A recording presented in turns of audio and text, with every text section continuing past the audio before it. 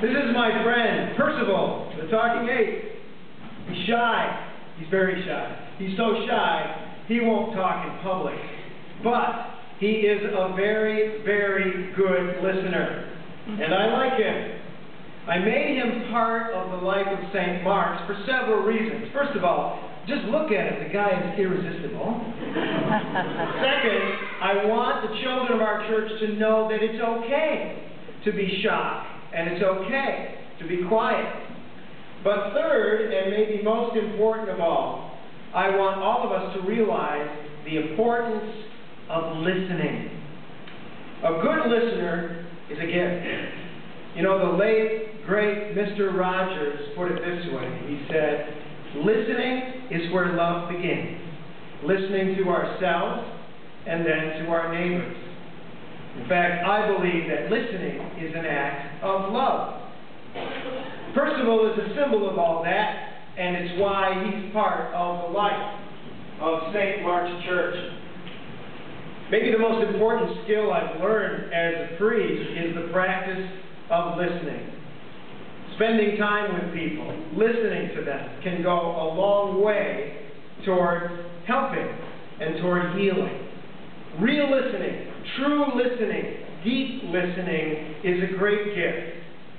I think listening is one of the most important of the healing arts. Think about a doctor who listens, really listens to patients. Think about a parent who listens, really listens to children. Think about a spouse who listens, really listens to the other spouse. If friends could listen more to friends, and neighbors to neighbors, and even nations listen more to other nations, how much less conflict might there be? How much more peace might there be? And how much suffering might be eased? The New Testament documents we read in church every Sunday were not written originally in English, of course. We read the New Testament in various English translations, but they were originally written in the common Greek of the first century. Jesus may or may not have known any Greek words. The language Jesus spoke was Aramaic, which evolved from Hebrew, and scattered through the Gospels are a few Aramaic words. The actual Aramaic words Jesus would have spoken. There's that wonderful word, Abba, which means daddy, the favorite word Jesus used to talk about God. There are those words that Jesus spoke to a little sick girl. He said, Talitha kum, which means, little girl, get up. And the darkest words of all of the Gospels are the words Jesus spoke in Aramaic on the cross, quoting Psalm 22. Eloi, Eloi, lama sabachthani, which means, my God, why have you forsaken me? And here today we hear a word Jesus says to a man who could neither hear nor speak. Jesus says, Ephphatha. What a great word. It means, be open. It's an actual, literal word of Jesus of Nazareth. Ephphatha. Be open. You know, our diocesan parish for the deaf has taken that for their parish name. Ephphatha Parish. Seems to me it would be a great name for any parish. Okay, maybe not quite as good as St. Mark's, but a really great name nonetheless. Ephphatha Parish, open parish, the church of open hearts, open ears, and open doors.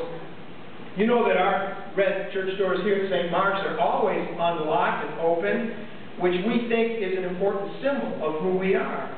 We hope to be open like Jesus. We hope to be welcoming like Jesus. We hope to practice Ephphatha.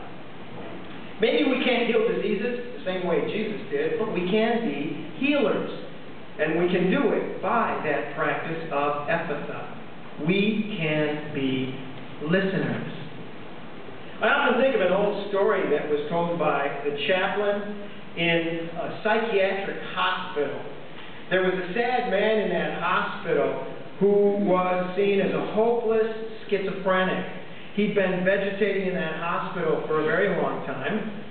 The man was a Greek. No one knew much about him, and no one seemed to connect much with this man. He said all the crazy things the other schizophrenic patient said. The chaplain was new on the scene and wanted to help in some way, so the chaplain found a Greek Orthodox priest and invited him to visit this man just so that the guy could hear his own language spoken after all those years. Well, the Greek Orthodox priest visited this man and then went and found the chaplain and demanded to know why this man was in a psychiatric hospital. He said this man's completely normal. And then the truth came out. Turns out, this man had been a merchant seaman who had jumped ship in a nearby port. And he spoke no English at all, but he did get into some trouble with the law. Mistakes sometimes get made, and he ended up locked up in a psychiatric unit. He slowly learned English, but he learned it from the schizophrenic patients. Language can sometimes reflect mental disability. And this poor guy had learned only schizophrenic English, and so to the American staff, he sounded as schizophrenic as their other patients. The priest spoke to him in Greek, which no one had done in court or in the hospital up to then, and the man spoke perfectly correct Greek. So, of course, after that, the man was released, and the staff of that hospital learned a humbling but extremely important lesson. Listening is where love begins. Listening to ourselves and then to our neighbors. Listening is an act of love. We have 2 ears, only 1 mouth. Maybe that really does mean we're supposed to listen twice as much as we talk. Practice ephphatha. Be open.